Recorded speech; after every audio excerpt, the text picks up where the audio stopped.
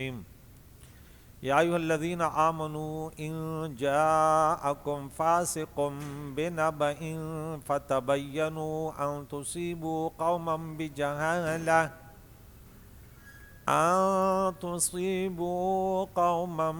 بجہالۃ فتصبحوا علی ما فعلتم نادمین۔ صدق اللہ العظیم۔ سورہ حجرات جو 49 نمبر سورت ہے، اس کی 5 آیتیں ہو گئی۔ چھٹی آیت میں پھر رب فرماتا ہے یا ایھا الذین آمنوا، اے مسلمانوں، لبیک یا رب، ان جاءکم فاسق، اگر کوئی فاسق آئے تمہارے پاس بنبأ، کوئی خبر لائے، فتبینوا، تو تم ان کی تحقیق کر لیا کرو، اور کہیں ایسے نہ ہو کہ انجانے میں خبر آئی اور تم نے کارروائی کر دی، ان تصیبوا قوما بجہالہ، نادانی میں تم انہیں پہنچو، یعنی انہیں ایذا دے دو، فتصبحوا علی ما فعلتم نادمین، اور پھر پتہ چلا کہ یہ تو غلط ہوا، اور پھر شرمندگی ہو اور ندامت ہو۔ تو پہلے جو ہے تحقیق کر لیا کرے۔ لقمان حکیم اپنے بیٹے کو نصیحت کرتا ہے کہ بیٹے، اگر تمہارے پاس کوئی شخص کوئی شکایت لے کر آئے، یعنی اس کی کسی نے ایک آنکھ پھوڑی ہوئی ہے، تو آپ مخالفین پر حکم جاری نہ کریں، بلکہ انہیں بھی بلا لو، ہو سکتا ہے اس نے پہلے ان کی 2 آنکھیں پھوڑی ہوں۔ یہ دیکھیں یہاں پہ قانون زندگی کا کہ اب کیسے جئیں گے، یہ سے واقعات صحابہ تو معیار ایمان تھے، اس قسم کے واقعات اس لیے ہے ہمیں اور آپ کو سمجھانا مقصود تھا، ورنہ وہاں تو اللہ کے نبی موجود تھے نا، وہاں کوئی مشکلات ہی نہ تھے، مشکلات تو ہمارے لیے ہیں۔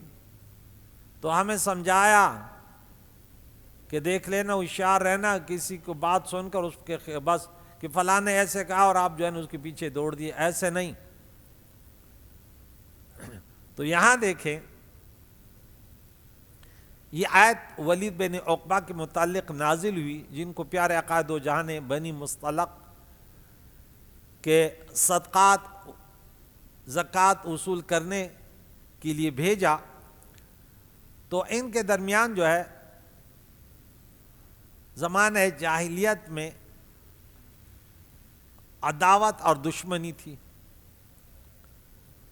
مگر جب ان لوگوں کو پتہ چلا کہ ولید پیارے آقا دو جان کی طرف سے عامل مقرر ہو کر آ رہے ہیں، تو وہ لوگ استقبال کے لیے آئے، تو جو صحابی جا رہا تھا ولید، وہ سمجھا کہ یہ پرانی عداوت مجھ سے انتقام لے رہے ہیں، تو وہ لوگ انہوں نے دیکھا، وہ فوراً واپس لوٹ گیا اور پیارے آقا دو جان کی خدمت میں یہ ماجرا عرض کیا کہ پیارے آقا دو جہان نے خالد بن پھر یعنی فوراً حکم جاری نہیں فرمایا، چونکہ حالات پہلے وہ آئے تھے، ایمان لائے، پھر انہوں نے بھیجا، غالباً ان کی ایک بیٹی جو ہے نا وہ پیارے آقا دو جہان کے نکاح میں امہات المؤمنین بھی ہے، تو حضور نے فرمایا جائے معلومات کریں۔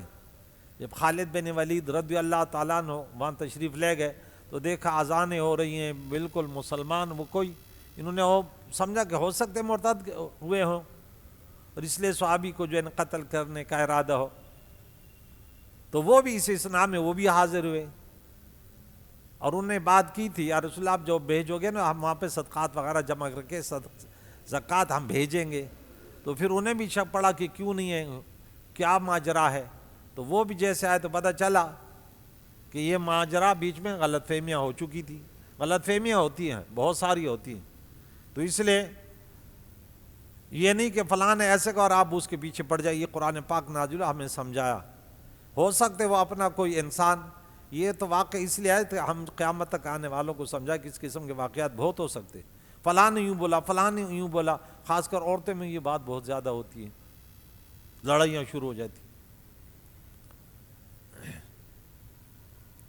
تو اگر تم جا کے فوراً حملہ کرتے، انہیں نقصان دیتے، تو پھر تمہیں پچھتانا پڑتا۔ اگر صرف ولید کے کہنے پر مسلمان اس قبیلے پر حملہ کر دیتے تو شرمندگی ہوتی، تو اس سے معلوم ہوا کہ حاکم ایک طرفہ بیان پر فیصلہ نہ کرے. یہ بھی معلوم ہوا کہ غیبت کرنے والے اور چغل خور کی بات ہرگز قبول نہ کی جائے اور کسی کام میں جلدی نہ کی جائے، ورنہ العجلۃ من الشیطان، صبر اللہ کے طرف سے، جلدی جو ہے نا شیطان کے طرف سے.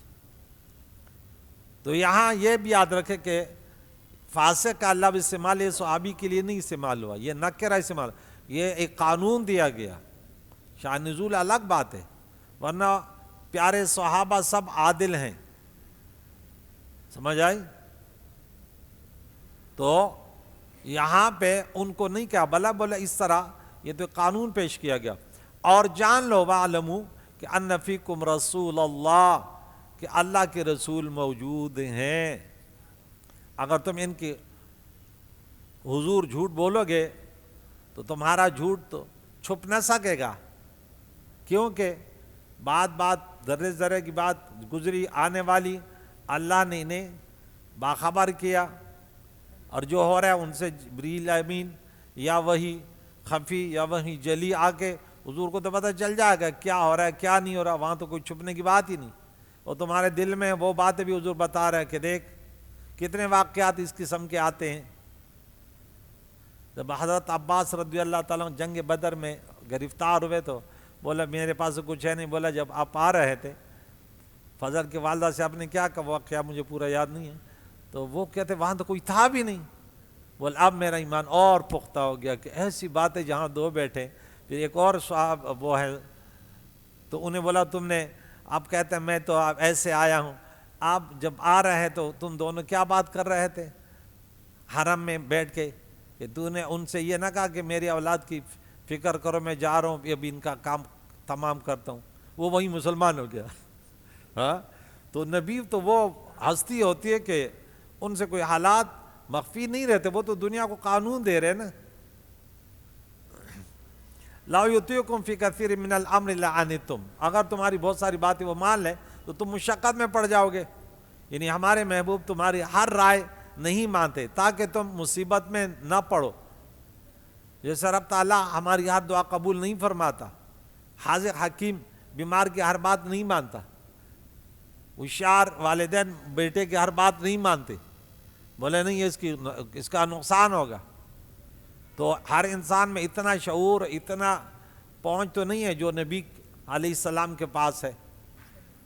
تو اس لیے ہر بات قابل قبول نہیں ہے.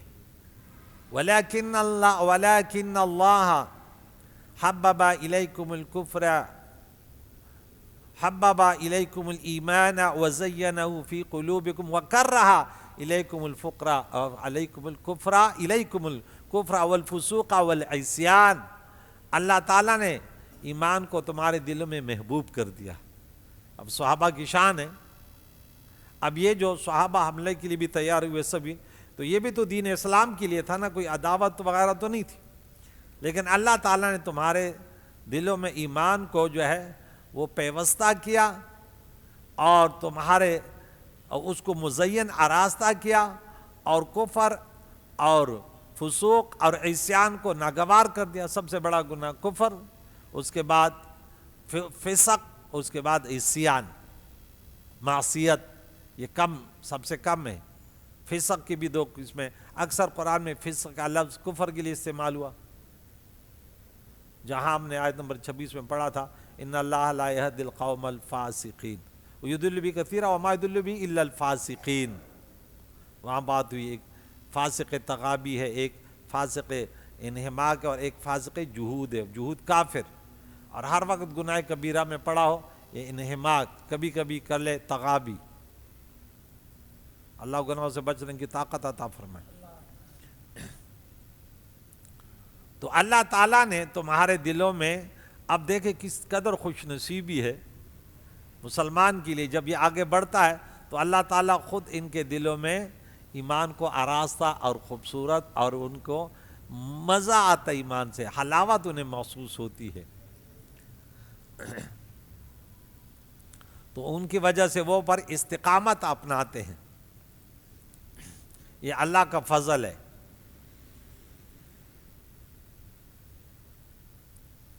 تو تمہارے دلوں میں ان چیزوں کو ناپسندیدہ کر دیا۔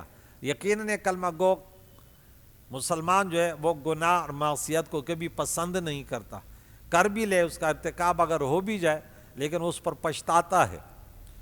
والذین اذا فعلوا فاحشۃ، ابی عشاء کی نماز میں آپ نے سنا، او ظلموا انفسہم ذکروا اللہ واستغفروا لذنوبہم، کہ جب وہ اگر کوئی ظلم یا معصیت کا ارتکاب کر بھی لے تو اللہ کو یاد کر لیتے ہیں اور اپنے گناہوں کی مغفرت طلب کرتے ہیں، اور اس پر اڑے نہیں رہتے، اس پر اڑے نہیں رہتے۔ اللہ تمام گناہوں سے بچنے کی توفیق عطا فرمائے، کیونکہ چھوٹا گناہ چھوٹا نہیں رہتا، اس کے پہ اصرار کرتے کرتے وہ بڑھ جاتا ہے، بڑا گناہ باقی نہیں رہتا اگر انسان توبہ کر لے۔ اولئک هم الراشدون، یہی لوگ ہدایت پر ہیں، یہی لوگ راہ پر ہیں۔ اس سے معلوم ہے کہ تمام صحابہ کرام کفر و فسق اور گناہ سے دلی بیزاری کرتے تھے، یعنی ان کے دلوں میں ان سے نفرت تھی، ان کے دلوں میں ایمان، تقوی، رشد و ہدایت ایسے رچ گئی جیسے گلاب کے پھول میں رنگ اور خوشبو۔ فضلا من اللہ ونعما، اللہ کا فضل اور احسان ہے۔ واللہ علیم حکیم، اور اللہ علم اور حکمت والا ہے، سب کچھ جانتا ہے، ہر فعل حکمت پر مبنی ہوتا ہے۔ وَإِن طَائِفَتَانِ مِنَ الْمُؤْمِنِينَ اقْتَتَلُوا، اگر مسلمانوں کے دو گروہ آپس میں لڑ پڑیں تو جس طرح نماز ضروری ہے کہ اقیموا الصلاۃ، اسی طرح صلح کرنا، فَأَصْلِحُوا بَيْنَهُمَا، ان دو مسلمانوں کے درمیان صلح کرواؤ۔ تو معلوم ہوا اگر جنگ و جدال ہو گیا، کیونکہ مسلمان سے اس لیے تو نہیں لڑ رہا کہ یہ کافر ہے میں اس سے لڑ رہا ہوں، بس کچھ نادانیاں ہوتی ہیں، کچھ کمزوریاں ہوتی ہیں جس کی وجہ سے وہ لڑ پڑتے ہیں۔ تو جنگ و جدال گناہ ہے مگر کفر نہیں ہے، یہ عقیدہ اہل سنت ہے کہ کوئی گناہ ماں سوائے شرک کے کفر نہیں ہے، کوئی بھی گناہ ہو، بڑا ہو چھوٹا ہو، ہاں اس کو جائز نہ سمجھے، کیونکہ اللہ نے آپس میں لڑنے سے منع کیا ہے، ایک دوسرے کو گالیاں دینے سے منع کیا ہے، ایک دوسرے کا مال کھانے سے منع کیا۔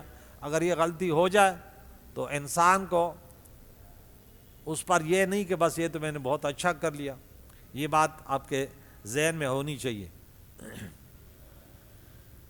اس لیے پیارے آقا دو جان نے امام حسن کی یہ بزرگی بیان فرمائی کہ وہ مسلمانوں کے دو گروہ میں صلح کا باعث ہوں گے، یہ میرا بیٹا۔ تو دیکھیں صلح کرنا اتنی بڑی سعادت مندی ہے کہ آنے والے وقت میں، یہ تو غیب کی خبر تھی، لیکن یہ نماز بھی تو بڑی چیز ہے، روزہ بھی تو ہے، لیکن ان کا ذکر تو نہ کیا نا، لیکن یہ صلح پتہ چلا کہ یہ مشکل کام ہے، اور اس کو لوگ جو ہے نا اتنا یعنی اہم نہیں سمجھتے، خاص کر ہمارے شہر کراچی والے، ہم تو بالکل ہی گھر میں دو لڑ رہے ہیں کہتے لڑنے دو لڑنے دو، میاں بیوی لڑ رہے ہیں لڑنے دو لڑنے دو، بس وہ اپنے آپس میں لڑ رہے ہیں، عدالتوں کے چکر کاٹ رہے ہیں۔ اب پٹھانوں میں یہ بات بہت اچھی ہے کہ وہاں بڑے بڑے جرگے ہوتے ہیں، سب سے پہلے فیصلہ وہ کرتے ہیں، ان کا فیصلہ اتنا طاقتور ہوتا ہے کہ ان کے سامنے پھر عام فرد جو ہے نا وہ اڑ بھی نہیں سکتا، کیونکہ آپ معاشرے میں رہنا ہے تو ان کی بات ماننی پڑے گی۔ تو یہ دیکھیں حکم اللہ کا ہے، اب عدالت میں جاؤ وہاں تو صرف پیسہ پھینک تماشا دیکھ، یہی ہوتا ہے نا۔ اس لیے کہتے کہ اپنے فیصلے حکاموں کے پاس اس لیے نہیں لے جاؤ لِتَأْكُلُوا فَرِيقًا مِّنْ أَمْوَالِ النَّاسِ، کہ تاکہ بس میرے پاس طاقت ہے، فلاں سے میرے تعلقات ہے، یہ ہے، ان کا مال کھا لوں گا۔ ارے مرنے کے بعد کیا کرو گے؟ یہ تھوڑی کہ تو عدالت میں جیت لے گا تو تیرے لیے جائز ہو جائے گا۔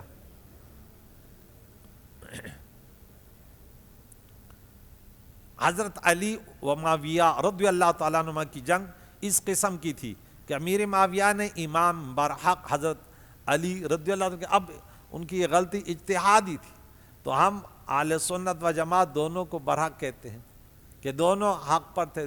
نہ امام علی مقام تو وہ تو حق پر تو وہ تھے، لیکن اگر اس کی غلطی تھی وہ عمدن نہیں تھی. انہوں نے بھی یہ بات سوچی کہ میں جو ہے حضرت عثمان بن عفان کا وہ میرے وہ ہیں تو میں ان کا وہ قتل ہوئے تو میں اب حقدار ہوں کہ میں کہتا ہوں سزا ہو جائے ان کے قاتلین. امہات المؤمنین عائشہ صدیقہ رضی اللہ تعالیٰ بھی بیچ میں تھی. تو جتنے بھی وہاں پہ شہید ہوئے، حضرت علی کرم اللہ وجہ الکریم سے پوچھا گیا یہ کون ہے؟ بولا یہ کافر ہے نہیں، فاسق ہے نہیں، مسلمان ہیں، ان سے غلطی ہوئی ہے، یہ غلط فہمی میں ہے، لیکن کافر فاسق نہیں کہا. اور یہاں تک کہا کہ ان کے جب پوچھے گئے، ہمارا یہ عقیدہ نا دونوں طرف کے مقتولین جو ہیں وہ شہید ہیں، دونوں کی نیتیں صحیح تھی. صحابہ کی شان ہی کچھ اور ہے، ہر ایک حق کے لیے لڑ رہا تھا. یہ اہل سنت و جماعت کا عقیدہ ہے. فَإِن بَغَتْ إِحْدَاهُمَا، اگر ایک زیادتی کرے، بغاوت کرے، علی الاخری دوسرے پر، فَقَاتِلُ الَّذِي تَبْغِي، تو لڑو ان سے. اب اگر وہ طاقتور ہے جیسے باغی قوت ہے، گرفتار نہیں کر سکتے، جیل میں نہیں ڈال سکتے، تو پھر لڑو حتی تفیء الی امر اللہ، یہاں تک کہ وہ پلٹ آئے اللہ کے حکم، جو اللہ کا حکم اس کے طرف آ جائے، اس وقت تک ان سے لڑائی کرو.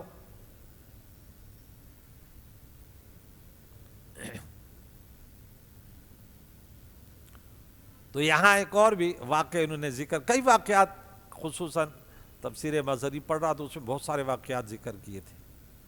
یہ واقعہ، یہ واقعہ، ایک یہ واقعہ کہ پیارے عقائد و جان ایک جگہ سے گزرے تو ان کے سواری نے پیشاب کیا تو عبیبہ نے خلف جو منافق تھا اس نے ناک چھپائی، بولے بدبو آ رہی، اس طرح بولا زیتیں نہ دو.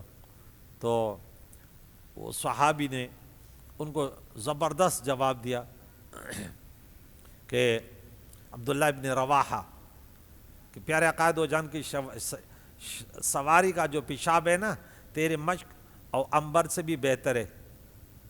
اس پر عبیہ کی قوم جو ہے نا وہ بڑے، وہ بھی اس میں آگے لڑائی پڑا شروع کی تو اس کا ذکر بھی ہوا. لیکن بہرحال وہ تو کافر تھا، منافق تھا. بظاہر جو ہے نا وہ صلح اس لیے کہ بظاہر ان پر حکم اسلام کا تھا کہ کلمہ پڑھ رہے، نماز پڑھ رہے، کہ وہ اللہ کے حکم کی طرف پلٹ کر آئے.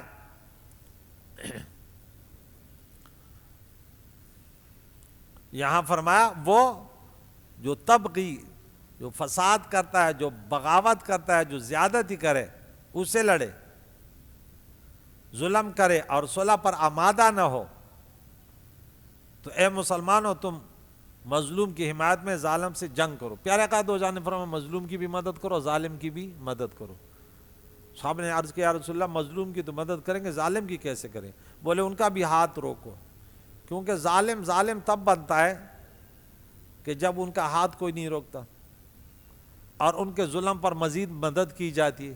تو ظالم کے ساتھ چلنا بھی اسلام سے انسان کو نکال لیتے. اگر ان کو نہیں روک سکتے کم از کم اس سے کنار کش تو ہو. یہاں جو قاتل بنتے ہیں، بڑے بڑے فسادی بنتے ہیں، ان کے گروہ میں وہ صرف پیسہ دکھاتا ہے، بس وہ فرعون بن جاتا ہے وقت کا. وہ پیسہ پھینکتا ہے، لوگ ان کے لیے قتل و غارت اور سب کچھ کرتے ہیں. مسلمانوں کو کم از کم اللہ کی بندگی کرنی چاہیے، کسی کی بندگی نہیں. کہ تمہیں پتہ بھی ہے کہ ظلم، عصبیت، پھر قواریت یہ تو سب سے بڑا گناہ ہے. مسلمانوں میں اللہ کے نبی نے فرمایا میرے بعد ایسا نہ ہو کہ ایک دوسرے کے گردنیں اڑاؤ، اور وہی لگا ہوئے. ہمارے شہر کراچی میں کتنے لوگ مسلمانوں کے ہاتھ، نہ اسرائیل کے ہاتھ ہو، نہ ہندوؤں سکھوں کے ہاتھ، مسلمانوں کے ہاتھ کتنے شہید ہوئے بے گناہ پارٹی بازی پر. اور مارا جنہوں نے وہ پیسوں کے لیے مار رہے تھے، پیسہ ہمیں تو پیسہ مل رہا ہے. ارے یہ کیا مسلمان ہے؟ تو 1000 روپے 2000 روپے کے لیے کسی کی جان لے رہا ہے، کیا تو نے مرنا نہیں ہے؟ فرعون جب مارا جان نہیں چھوڑی، تو چھوٹ جائے گا؟ تم نے کبھی سوچا نہیں میں گولی چلا رہا ہوں، کیا کر رہا ہوں؟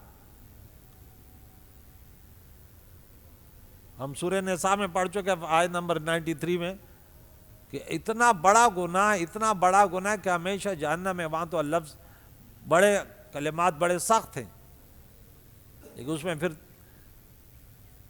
اس طرح تطبیق کرتے ہیں اگر اس نے جائز سمجھا تو۔ یہ تو بات پارٹی کے لیے مار رہے، کیوں مار رہے؟ اسے کبھی پوچھو نا قاتل کیوں مارا، بولا اچھا کیا، تو اچھا کیا تو یہ کفر ہے نا، مسلمان کو کیوں مارا، اس پر پرچھتا نہیں۔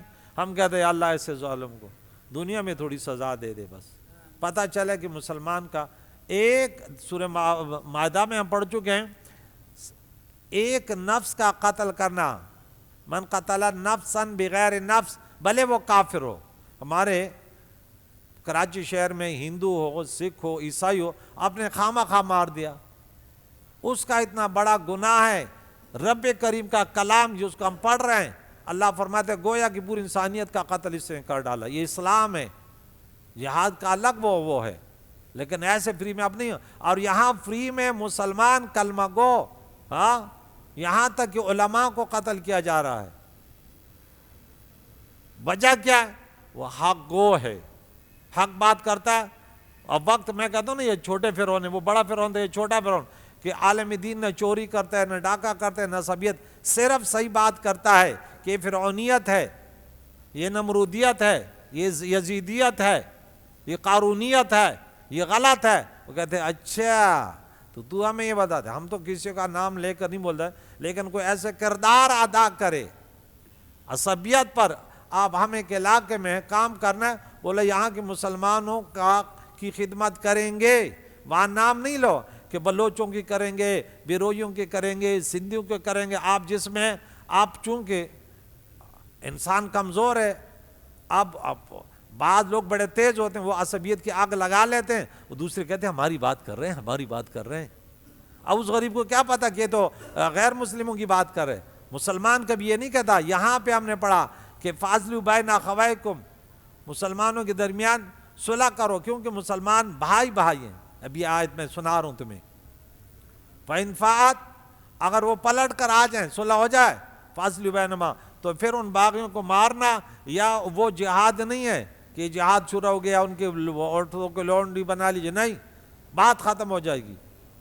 بالعدل واقسطوا، انصاف کے ساتھ اور انصاف کرو، عدل کے ساتھ اصلاح کرو۔ اقسطوا مجرد سے ظلم کے معنی میں، باب آل سے حمزہ جو ہے نا سلب معنی کے لیے آتا ہے، تو پھر معنی ہے انصاف کرو، عدل کرو، انصاف کرو، کیونکہ اس جماعت کو ہلاک کرنا مقصود نہیں، جو بغاوت، وہ بھی تو کلمہ گو تھے، سختی کے ساتھ راہ راست پر لانا مقصود ہے۔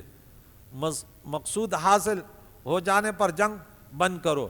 ان اللہ یحب المقسطین، اللہ تعالیٰ عدل کرنے والے، انصاف کرنے والوں سے اللہ پیار کرتا ہے، اللہ محبت فرماتا ہے۔ تو اسے چند مسئلے معلوم ہو رہے، ایک یہ کہ باغی یعنی بادشاہ اسلام کی غلط فہمی سے مخالفت یا جنگ کرنے والا کافر فاسق نہیں، مومن ہے، یعنی فاسق جہود نہیں ہے، مومن ہے، وہ بھی اگر ان کے اندر دوسرے ضروریات دین کا انکار نہ ہو۔ میں آج یہ پڑھ رہا تھا، میں نے بولا دیکھ وہ لوگ لڑ رہے ہیں، مار بھی رہے ہیں، پھر بھی کہتے ہیں مسلمان ہیں، مسلمان ہیں۔ آج کے دور کا مسلمان ایسا ہے، یوں بعض مولویوں نے غلط فہمیاں ڈال دی کہ ایک شخص یہ نماز بھی پڑھ رہا ہے، سب بھی پڑھ رہا ہے، لیکن یہ کسی اور پارٹی میں، وہ کسی اور پارٹی ہے، تو اس کے مولوی نے بتایا یہ کافر ہے۔ انا للہ و انا الیہ راجعون۔ یہ کون سا اسلام ہے پتہ نہیں، نہیں ہمارا نہیں ہے نا، کافر ہے۔ انا للہ و انا الیہ راجعون، ہمارے پارٹی والے مسلمان ہیں، باقی سب کافر ہیں۔ انا للہ و انا الیہ راجعون، یہ کون سا طریقہ ہے؟ یہ اسلام یہ سکھاتے ہیں ہمیں؟ اللہ اکبر، یہ مولوی تو اللہ کو جواب دیں گے۔ اچھا وہ پھر قواریت سے مجبور بھی ہوتے ہیں، اگر وہ ایسے نہ کہے نا، پھر کہتے ہیں ان سے ملا ہوا ہے، لگتا ہے۔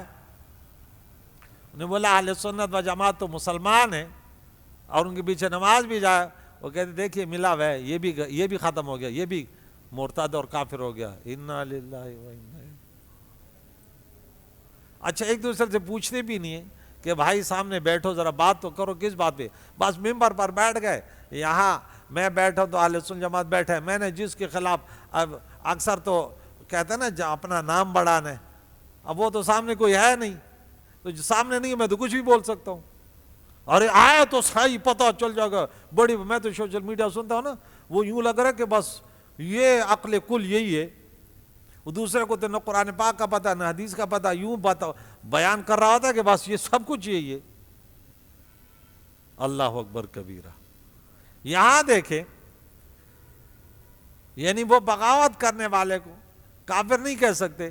دوسری یہ کہ سلطان اسلام باغیوں سے جنگ کرے, جنگ بھی کرنا ہے, کیونکہ اگر وہ گرفتار نہیں کر سکتا, اس میں نہیں ہے, زیادہ ہے, افراد ہے, تو اب جنگ ہی کرنی پڑے گی, ورنہ تو ملک ختم ہو جائے گا. تیسری ہے کہ جنگ جہاد نہ ہوگی, نہ ان باغیوں کا مال غنیمت ہاں لوٹا جائے کہ بس یہ تو غنیمت ہے. اس میں بڑی تفصیل سے تفسیروں نے لکھا کہ ان کے جو مال و اسباب ہے کیا اس کو چھینا جائے گا, نہیں ہے. لیکن اس میں پھر ائمہ اربعہ کا بڑا اختلاف ہے. تو ان کے مال کو اپنی ملکیت میں نہیں لیا جائے گا, ان کے عورتوں کو لونڈیاں نہیں بنایا جائے گا, بلکہ ان کا زور توڑ کر ان سے برادرانہ سلوک کیا جائے گا.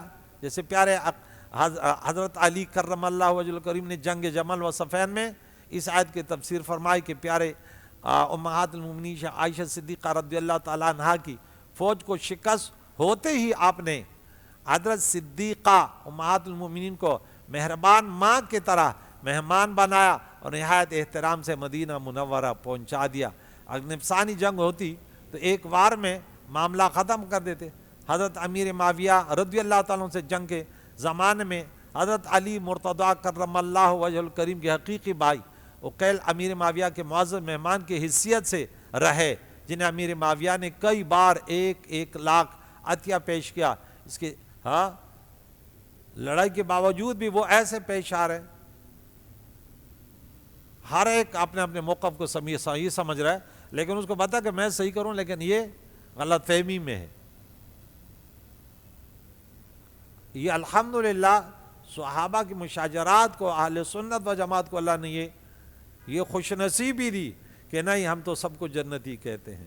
ہاں وہی کامل مسلمان ہیں جو آپ امیر معاویہ کے بارے میں عقیدہ رکھے. نہیں بھائی, کاتب وحی ہے, اس قرآن کو لکھنے والے میرے نبی نے ان کے لیے کیا پیارے پیارے کلمات استعمال کیے. ہم کون ہوتے ہیں؟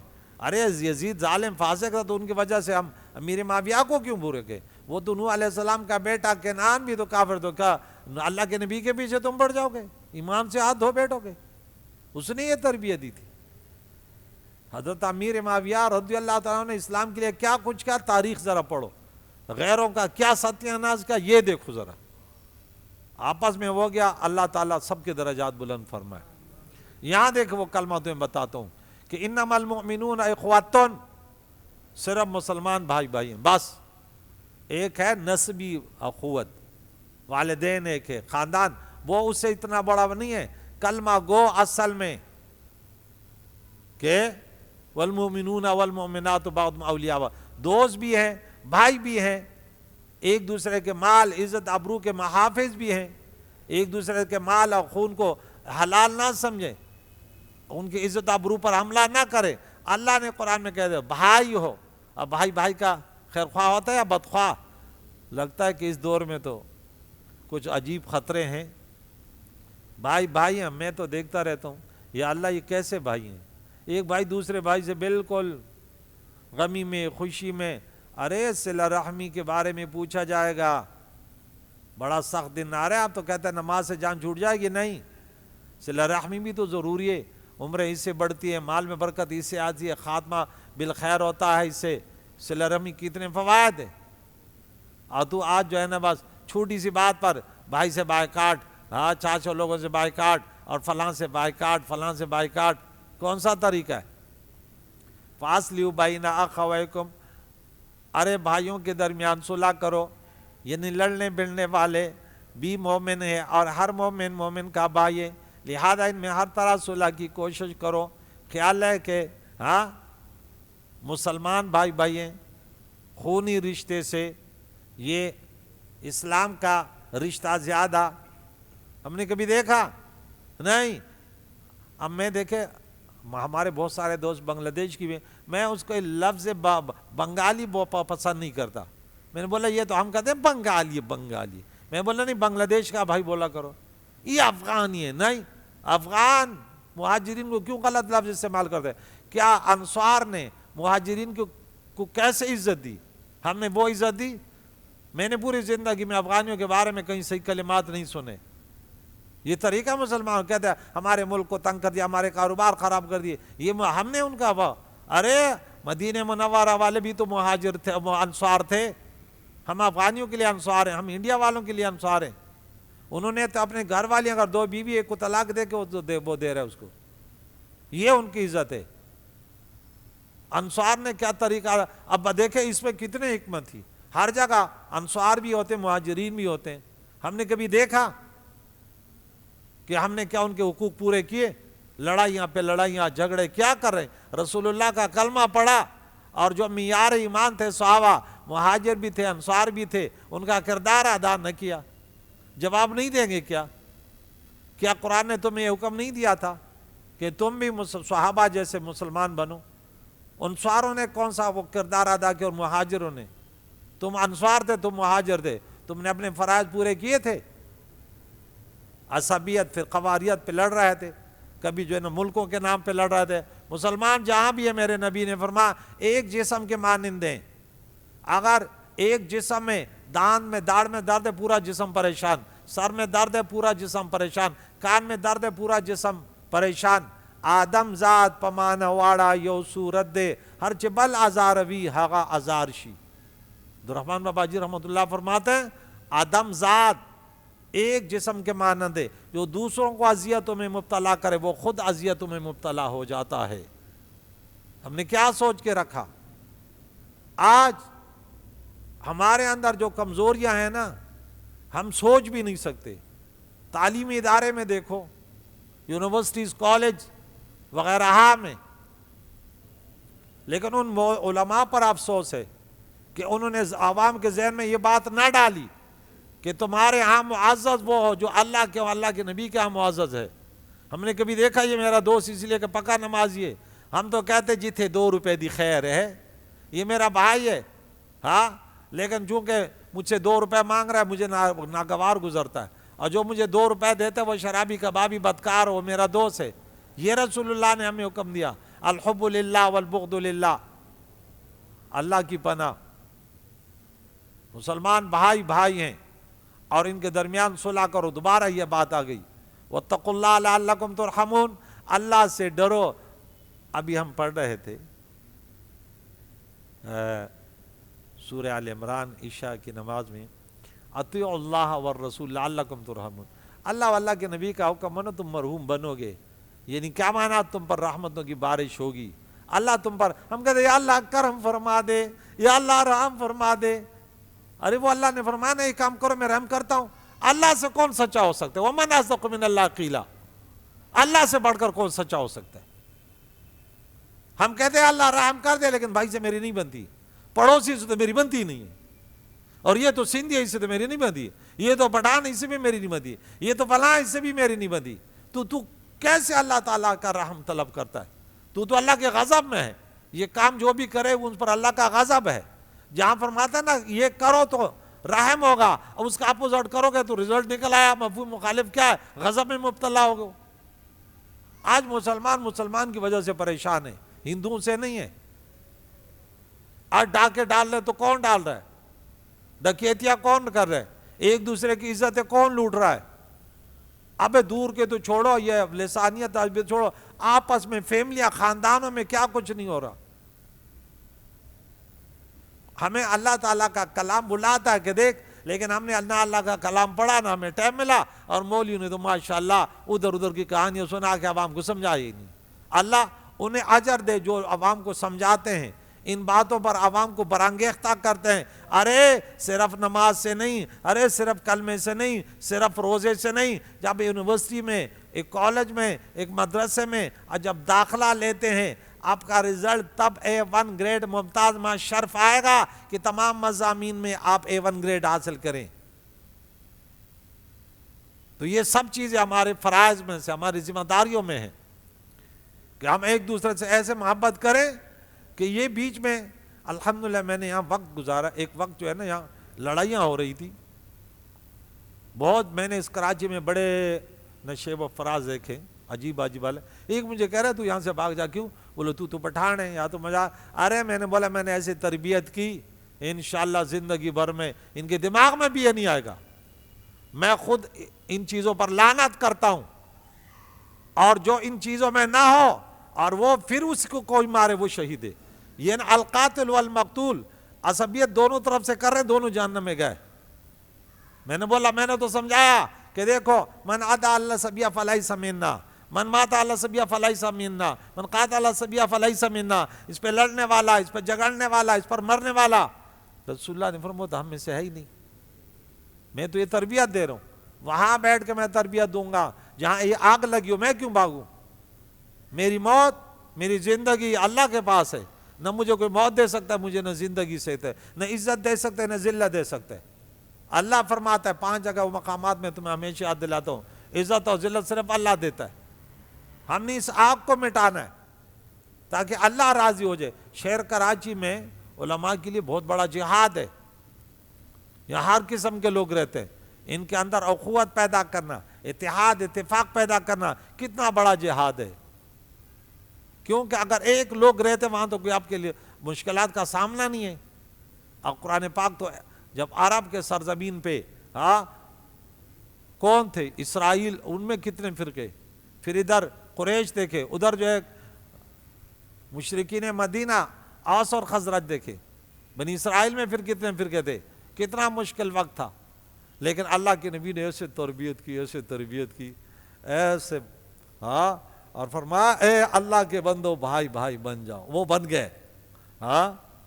نہ عربی کو میرے نبی نے فرمایا اجمی پر فضیلت ہے، نہ اجمی کو عربی پر، نہ گورے کو کالے پر اور نہ کالے کو گورے پر. کیونکہ اللہ کے ہاں تم بھائی بھائیو، تمہارے ہاں سب سے معزز وہ ہے جو عزت دار ہو. جو ظالم ہے اس کو ذرا روکو کہ ظلم نہ کرو. آج کے درس میں ہم نے بار بار پڑھا، پھر کل پھر کا پڑھیں گے، اور یہی موضوع ہے کہ اے مسلمانوں ایک دوسرے کا مذاق مت موڑاؤ.